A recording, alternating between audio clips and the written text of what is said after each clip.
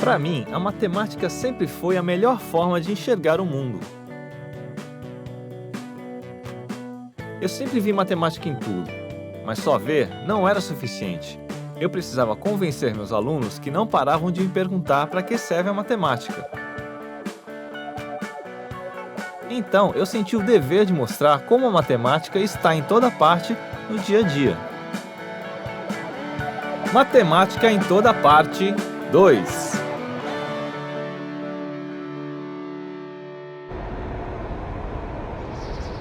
O clima sempre causou muito impacto nos seres humanos. Desde as primeiras civilizações, os seres humanos vêm observando, estudando e medindo o clima. Nos grandes centros urbanos, a preocupação com a medição das chuvas é levada muito a sério, porque as autoridades precisam se preocupar cada vez mais com as consequências das chuvas fortes. E é justamente a matemática por trás da medição das chuvas que eu vou investigar agora.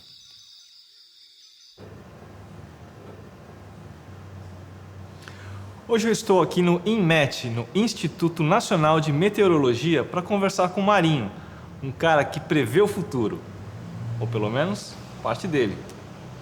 Marinho, qual é a época das chuvas mais fortes aqui na cidade? A época de chuva mais forte geralmente é na época do verão, devido ao clima ser mais quente, né, e se ter maior evaporação, né, de água.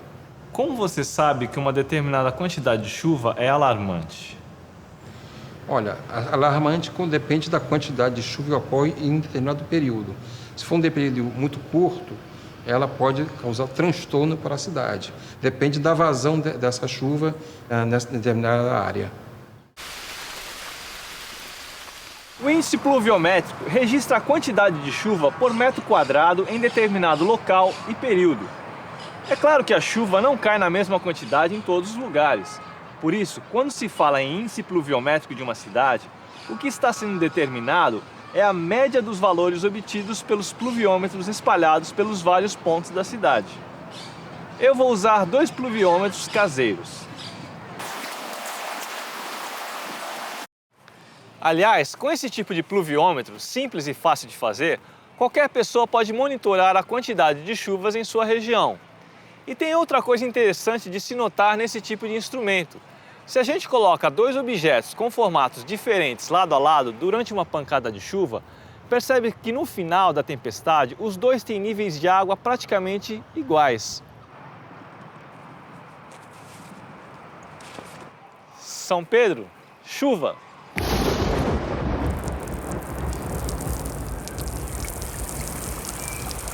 Obrigado, São Pedro! Na verdade, se o formato dos recipientes for semelhante a um cilindro ou um prisma reto, o nível da água se mantém em todos eles. Ou seja, o índice pluviométrico não se altera se a gente muda o formato do objeto que capta a água. Mas se o formato do objeto não altera o índice, por que o índice oficial é definido a partir de uma área de captação de 1 metro quadrado? Para ilustrar a resposta, a gente pode pensar em um paralelepípedo com 1 metro de base, 1 metro de comprimento e 1 milímetro de altura. O volume desse paralelepípedo é de 1 decímetro cúbico. No sistema métrico decimal, isso equivale a 1 litro. Ou seja, nesse tipo de recipiente, cada milímetro de altura se traduz em 1 litro de água.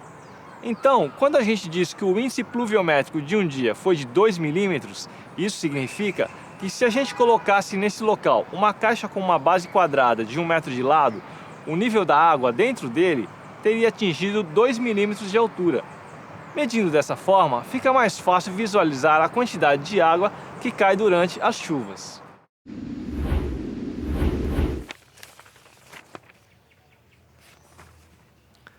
Quase tão antigo quanto a prática de obter a média de chuvas é abrir o jornal e ler em tom alarmante: está chovendo acima da média do mês.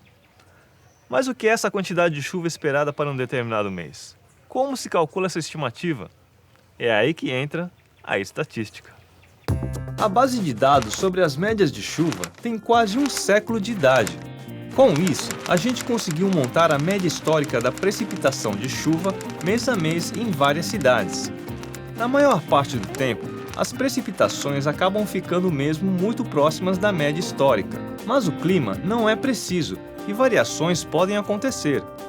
Com tantas mudanças, pode parecer meio complicado manter os parâmetros, mas usando a matemática, a gente pode estimar até as variações que vão acontecer. A ferramenta que permite isso é o chamado desvio padrão, que funciona como um jogo de dardos. Se os dardos, que no nosso caso são os registros do índice pluviométrico, estiverem próximos à média, dizemos que o desvio padrão é pequeno. Se estiverem espalhados, dizemos que o desvio padrão é grande.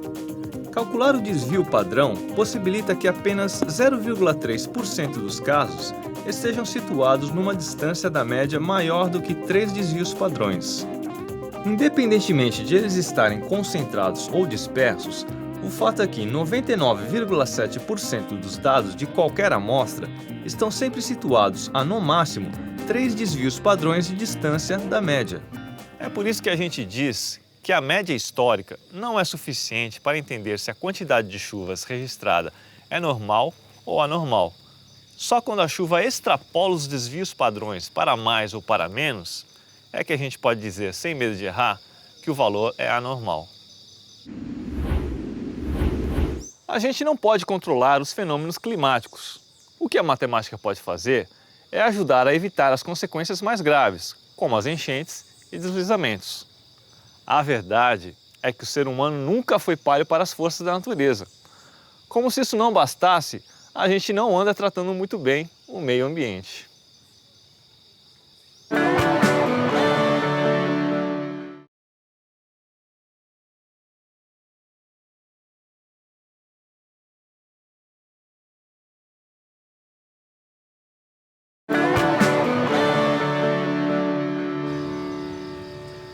O meio ambiente é maravilhoso. A luz que alimenta as plantas, a água que bate nas pedras, as sacolas plásticas que... Peraí, essa sacola não deveria estar aqui.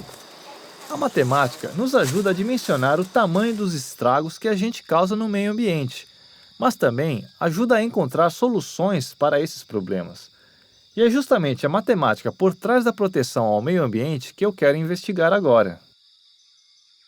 Hoje eu vou conversar com o ambientalista De Cleve, um cara que luta todos os dias para salvar a natureza contra as forças do homem.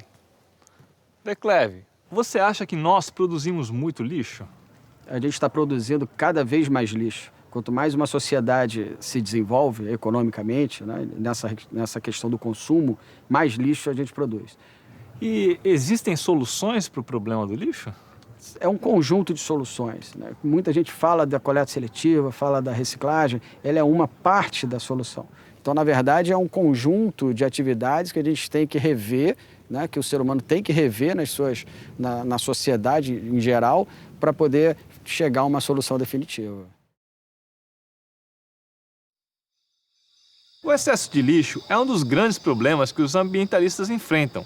Afinal de contas, cada um de nós produz em média 2 quilos de lixo por dia. Só sacolas plásticas como essa que eu tenho aqui são o suficiente para assustar qualquer um.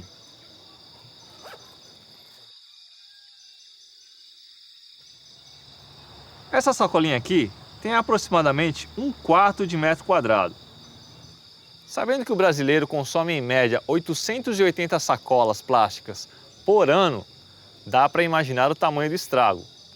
Se a gente costurasse uma malha com todas essas sacolas, conseguiríamos cobrir todo ano uma área de 21 bilhões de metros quadrados, o que representa 1,5 vezes o território nacional.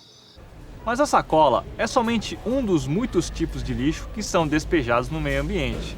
Por exemplo, a maioria dos produtos vendidos nos supermercados é armazenada em embalagens de plástico, como os produtos de limpeza e os potes de manteiga e margarina. Se a gente somar toda a degradação causada ao meio ambiente e tudo que a gente extrai do planeta, em 2050 vamos precisar de 3 planetas para atender a nossa demanda de consumo. Como a gente não tem 3 planetas, o ideal é utilizar melhor os recursos disponíveis. Nesse contexto, o uso da matemática é importante porque ela ajuda a projetar situações futuras. Isso permite que a gente possa intervir agora para construir uma realidade melhor daqui para frente.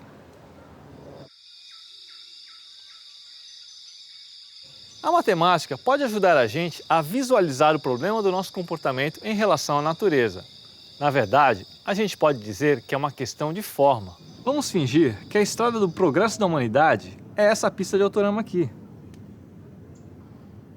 Até agora, a gente construiu um modelo baseado na extração de bens naturais que são processados pelas fábricas e transformados em produtos, que são vendidos, consumidos e depois transformados em lixo. Como uma boa parte do lixo que a gente produz não é reciclável, já dá para ver onde essa estrada vai parar.